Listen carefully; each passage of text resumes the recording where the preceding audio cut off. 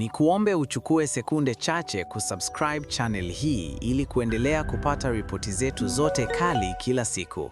Asante. Mwanasiasa maarufu na kada wa Chadema, Godbless EJ Lema, ametoa wito mzito wa kutubu na kuachana na mienendo mibaya, akisisitiza kuwa kila mtu ana nafasi ya kupata rehema na kuanza upya endapo atachagua kubadilika.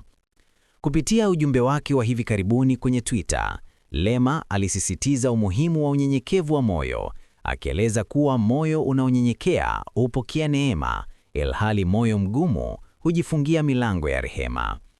Ujumbe huo umebeba uzito wa kisiasa na kiroho, ukihamasisha jamii kurekebisha mienendo isiyofaa ili kufungua milango ya baraka.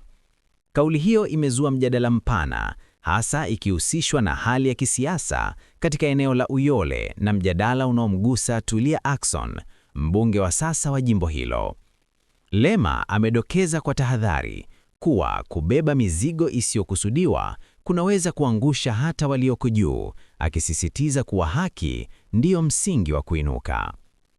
Kwa mtazamo mpana, ujumbe wa Lema unagusa masuala ya maadili na uongozi, ukikumbusha viongozi na wananchi kuwajibika kwa matendo yao.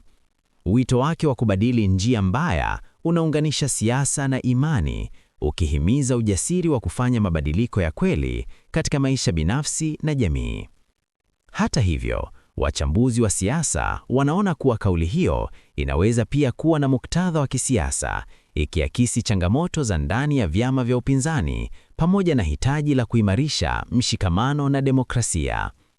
Wengine wanautafsiri kama ujumbe wa kuhimiza umoja, kupunguza chuki na kujenga siasa zenye misingi imara. Kwa sasa, macho ya wananchi wa Uyole na wafuasi wa Chadema yameelekezwa katika hatua zinazofuata, wakisubiri kuona kama wito huo utazaa mabadiliko halisi au utabaki kuwa msukumo wa kiroho pekee. Ujumbe wa Lema unabaki kuwa wazi: chagua kweli, fuata nuru na epuka giza lisilo na matumaini.